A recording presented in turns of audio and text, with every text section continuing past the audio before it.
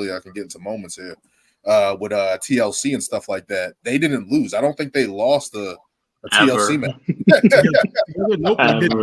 It's funny when you think about all three of those TLC matches. They never lost every damn time. Like that's the crazy thing about it. I think the Hardys won the ladder match at No Mercy. I think they won that one, but that was a regular ladder match. Yeah, TLC matches, they didn't lose, and that used to piss me off when I was younger. I'm like, why do they keep winning? I would say the same thing. Why do they keep winning? This is crazy. But nah, like they kept winning so much. Those guys were and how great they were. Speaking about Edge moments, I just remember the first Money in the Bank cash-in. John Cena winning that New Year's resolution in the Elimination Chamber, and out of nowhere, like this is the first cash-in. Mr. Opportunistic, that was like the birth of Edge. We saw his heel turn a little couple months earlier on, I believe, was it Chris Benoit when he didn't come out for the tag team match at Cyber Sunday or whatever it was, and then he was just building this heel character, and to finally get that championship in the most heelest way, like to actually steal it. That just stuck out to me, and that was like the reign of Edge, where like everyone hated him, like it was legit heat. We hate this guy because one, he just cheated Cena. Two, he just beat Matt Hardy. He has Lita, all this other stuff. Like, and it was just a perfect like final like icing on the cake to build this heel character. To have him do that, like that was one of my favorite moments from Edge. Of course, the TLC matches and stuff like that, but that one sticks out. That definitely sticks out. Okay, so I feel like Edge has kind of been like the gift and the curse of the Money in the Bank briefcase. Because it was such a unique way that he did it, but it fit the story that they were telling. But years since, they've tried to do the exact same thing, and the follow up for each superstar hasn't been great. So that's why I always say he's the gift and the curse of Money in the Bank. But as I always say, it works for a heel. It works for a heel. But as far as like moments from Edge, I'll always remember the saga with Matt Hardy and Lita. That story, it was the one time where they legit took something that was legit personal. Like they literally, Edge and Matt hated one another, and they literally put the BS aside and made a story of it with Matt Hardy randomly appearing on Monday Night Raw, and the commentary not even acknowledging his name. He's randomly attacking Edge from behind.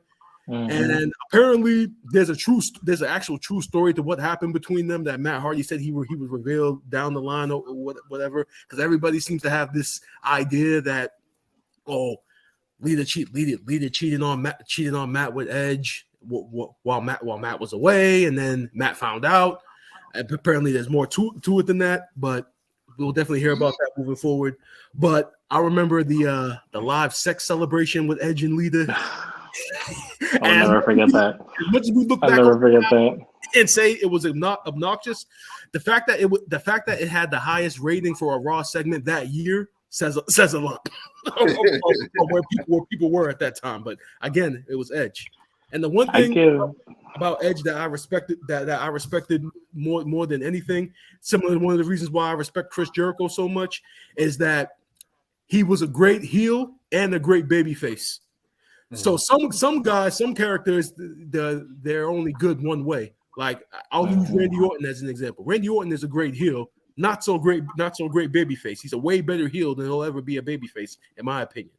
To me, Edge was one of those guys that could be a great heel and a great babyface. You could put him in any role, put him against anybody, and his character work was so great that whether he was a heel or face, it always came off great. One more, and there's one more moment I can think of. I'll never forget the whole La Familia on Smackdown with Edge, Vicky Guerrero, and Chavo Guerrero when they were doing that whole thing, and Edge being the sleazy heel that he was, using Vicky Guerrero as the general manager, and them having that relationship. I'm not gonna lie, that was one of the many times when I was watching Smackdown that I literally wanted to turn off the TV because I was so tired of Edge using this woman as a heel. Because think about it, he was up against Batista, Undertaker, all these big baby faces, and using the influence he had with the general manager to get wins was just so much at the time. I used to always think like, Edge is good. but does he really need to be world champion this long? What is it about? What is it about Edge? And now looking back on it, it's like, yeah, see, the fact that he made me feel that way as a heel is the reason why he was champ for that long. What was fresh about that was Eddie Guerrero's death with all that, right? Like that's Eddie Guerrero's wife, right? Like, so that added a different element to it. Chavo joining the group. You had the Major Brothers joining him. And it's just like that whole thing right there was just like high level heat during that time when SmackDown definitely needed a heel. He definitely filled that void and over exceeded that because it was just like, damn, he keeps winning. And that's why I feel, I don't know.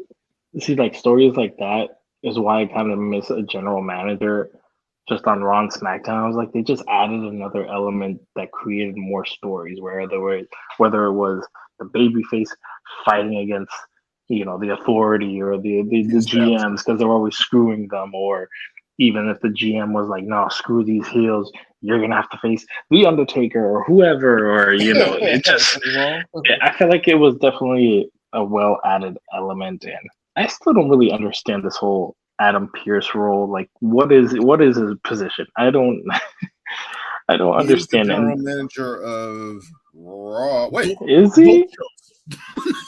He runs both shows. He pretty much runs both shows. But they never say general manager. They just say Adam Pearce. Yeah, like they just say Adam Pearce, WWE official Adam Pearce. And they just say make the match Adam Pearce. It's like, just say he's general manager. I don't understand it. Just say it. Or is this another Vince move on? I don't know. We're away from general managers. It's just official. Yeah. Nah, they're wild for that.